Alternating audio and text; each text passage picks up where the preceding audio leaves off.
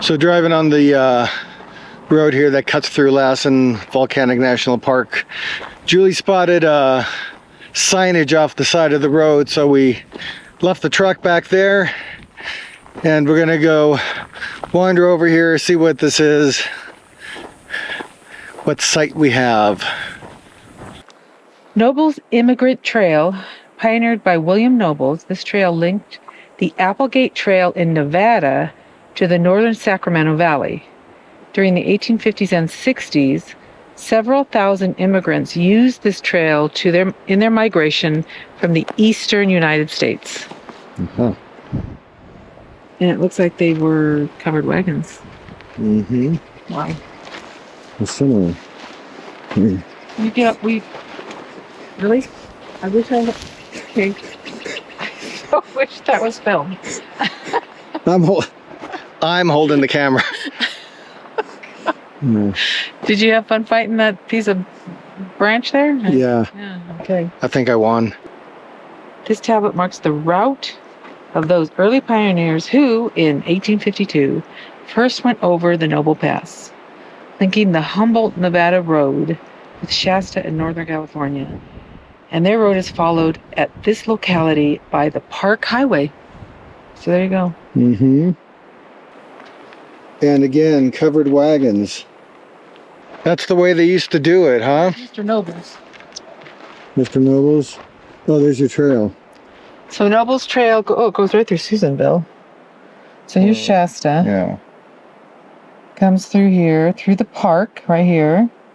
Here's where we are. Goes all the way next to Susanville, and then connects to this Lassen Trail in Nevada. This is California side, this is Nevada side.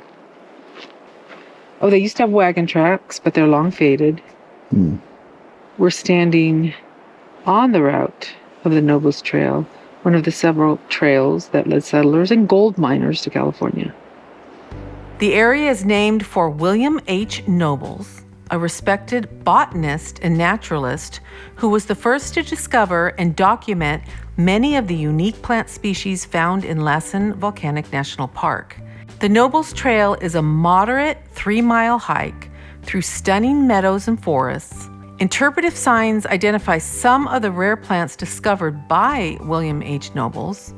So it's always interesting to look at these journeys that people once upon a time used to take to make their way westward when history didn't offer cars and highways and the kind of transportation options we have now. Very difficult journeys once upon a time, and this was an area that people once made their way through.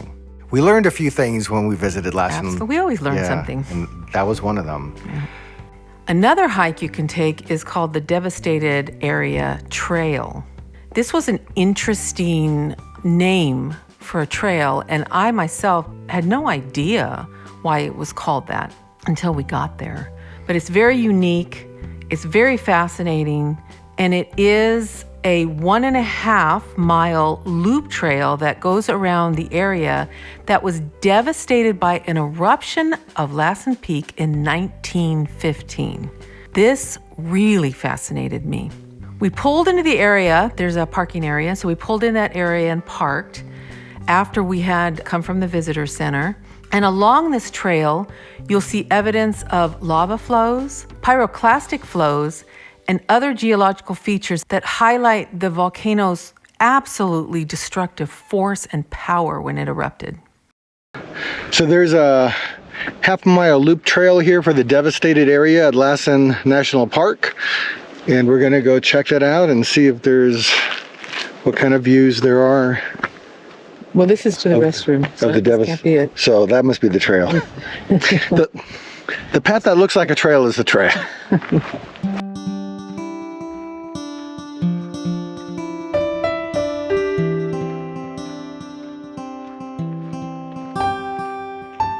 So on May 22nd, 1915, 7 men, including this B.F. Loomis, passed near here while inspecting the damage that followed the Lassen's Peak May 19th eruption. They were absolutely astounded by what they saw.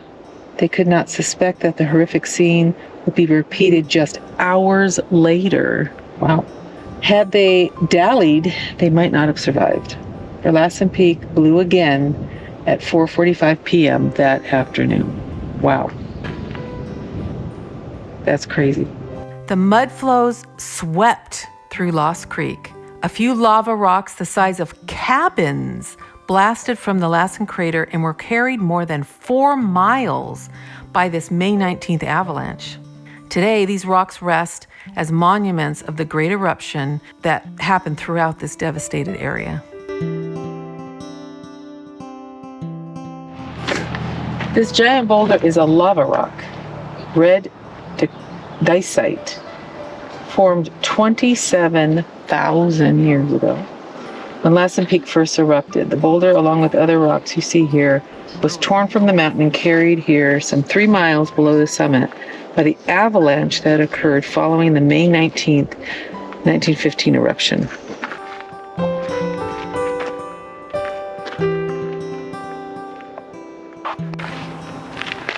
So this is Mount Lassen. Right here. That's this. The bottom of the valley was swept like a floor and was left without stumps or roots to indicate its previous forest cover. All of this, wow. All gone. Visible in front of you is Crescent Crater. At its base is a survival forest, a patch of forest that escaped the volcano's wrath. Small forest serves as a touchstone for park managers, helping them understand the forests of the past in contrast to the forests of today.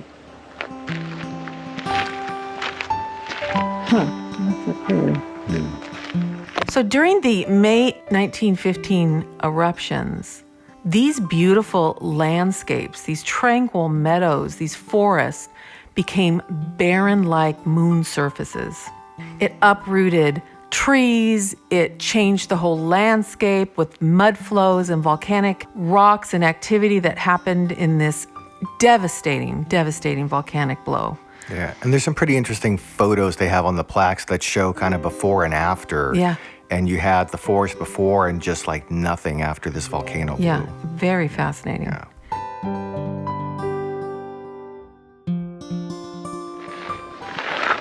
So this is showing the new rock and the old rock. So there was a gray and red dacite formed 27,000 years ago when Lassen Peak first erupted.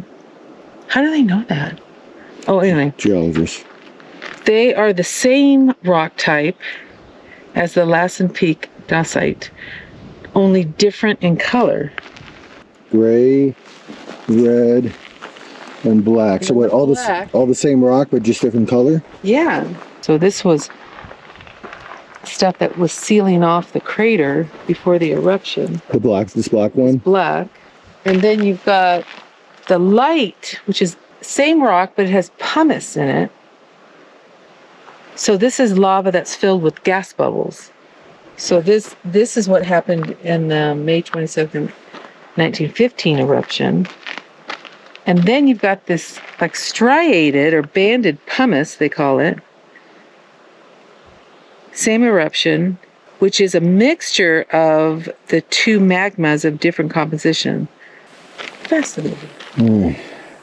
There's our geology lesson, probably one of many geology lessons of the day.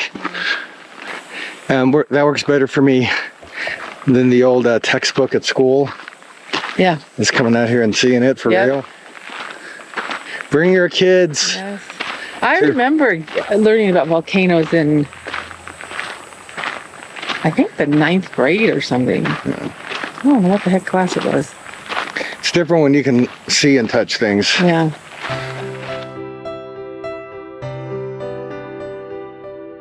So this area, we are here area, is the devastation area. And this is about 3 miles down from the Lassen Peak. And the rocks that we see here came down from an avalanche that came straight down from Lassen Peak. But the other hot rock we were at, that was 5 miles away from the eruption, actually made a turn. Turned left. It turned left and it went 5 miles down to the left. So, and they think it's the avalanche because the avalanche just kind of spread out and took the rocks wherever they were going to go. Rock and roll.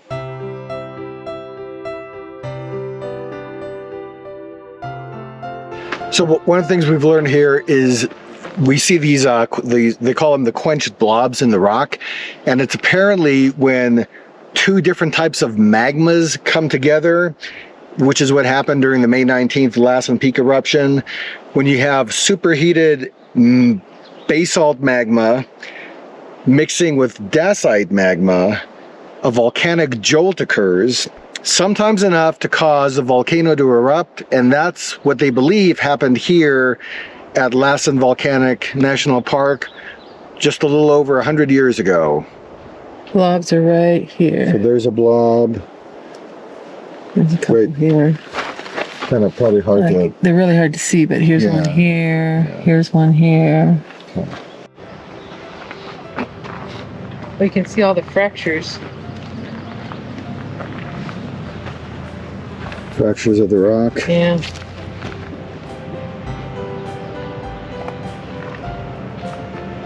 Wow.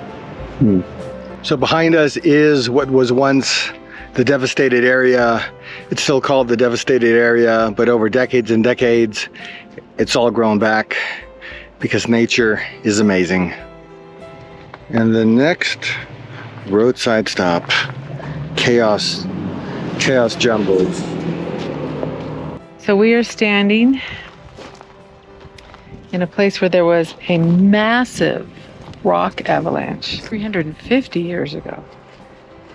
The northwest face of Chaos Crags in front of you broke loose 3 times in close succession, collapsing and sliding down the mountain slope.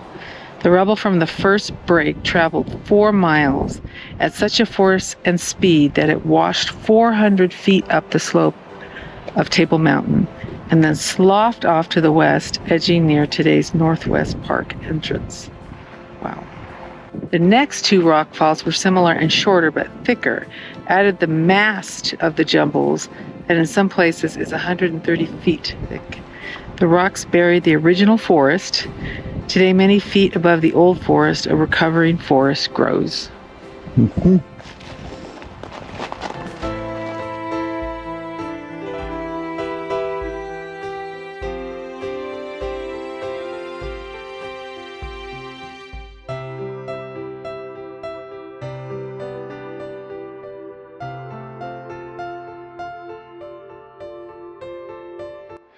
And just across from the visitor center on the north side is Reflection Lake, so we're taking a view of it.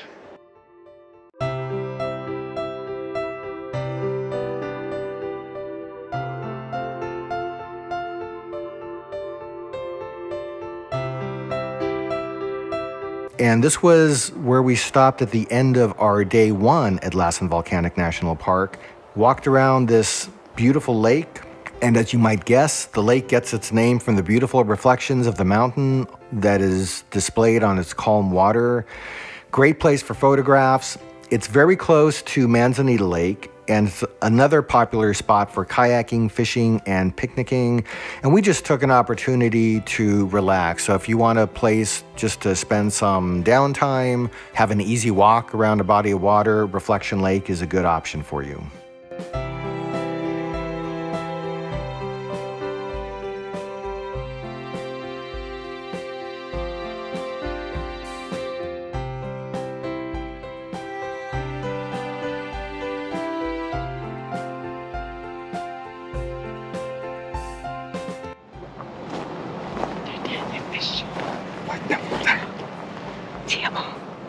Fish.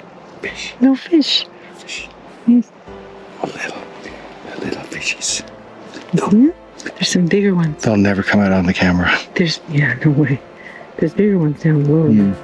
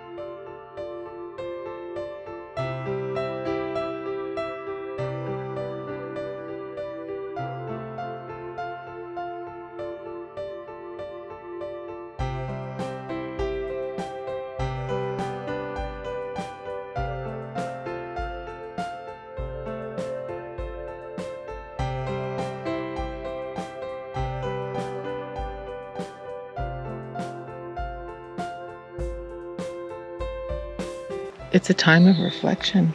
It is. I also saw the reflection of the mountain in the water. And if you go that way, it looks even better. Yeah? Yeah. We're still going to go that way. Yeah. It's peaceful. It's nice. There's nobody here. Yeah. Which is, I mean, not that I don't like people, but Sometimes solitude is solitude is good sometimes. thing. Yeah. Yeah. So soaking it up. Yeah. It's very nice.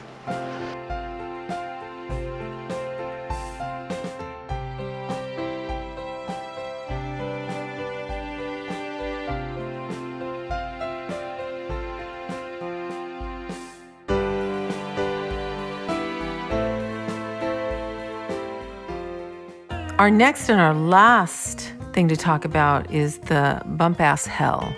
And it is perhaps the park's most iconic site. It's a 3-mile round-trip hike that takes you to a geothermal area with boiling springs and steaming fumaroles. There's a boardwalk and it guides you through the area's geothermal features, allowing you to see bubbling mud pots and steaming hot springs up close. Very similar to Yellowstone. Yep. You should also allow 2 to 3 hours for this hike, as there are many photo opportunities along the way, and the site itself is pretty large. It is important to note that due to its high elevation, which is about 8,000 feet, this trail may be closed during certain times of the year due to snow or inclement weather. And when visiting this trail, it's important to stay on the designated trails and the boardwalks for your safety, and also to protect these very delicate geothermal features. Bring water, wear comfortable shoes, and enjoy yourself. Yep. One thing you should note is that the park itself has a north and a south section, and they're both very, very different experiences.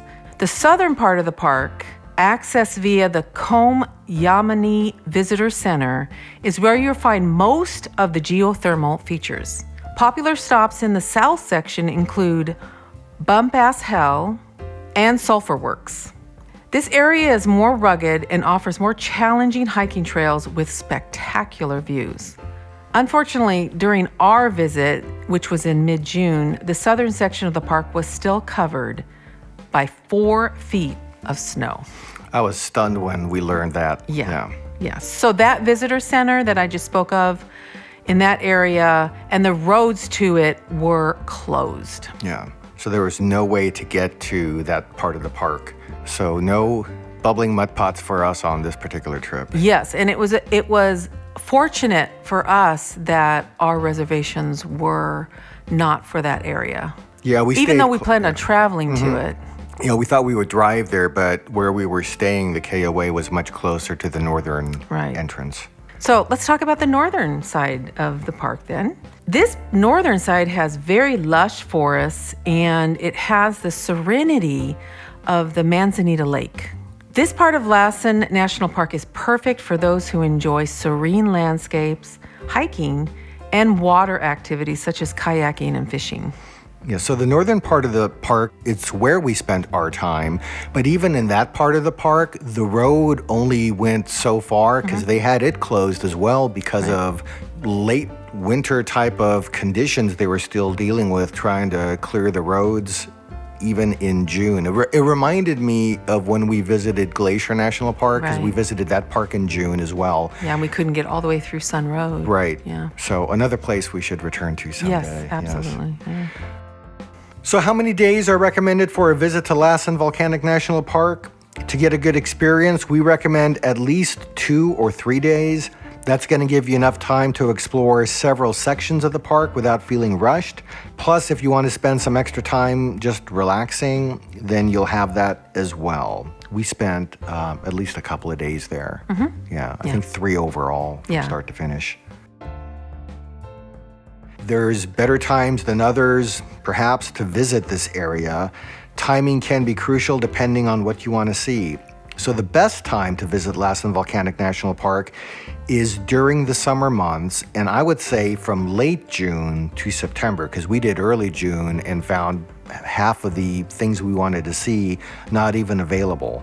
So later in the summer is when more of the roads and trails are going to be open and accessible, and given the location of this area, you're still going to find weather that's generally mild, warm days and cool nights. Lassen Volcanic National Park is a hidden gem, and it deserves a spot on your travel bucket list. From its unique volcanic features to its beautiful serene lakes, there are lots to experience if you love exploring the great outdoors.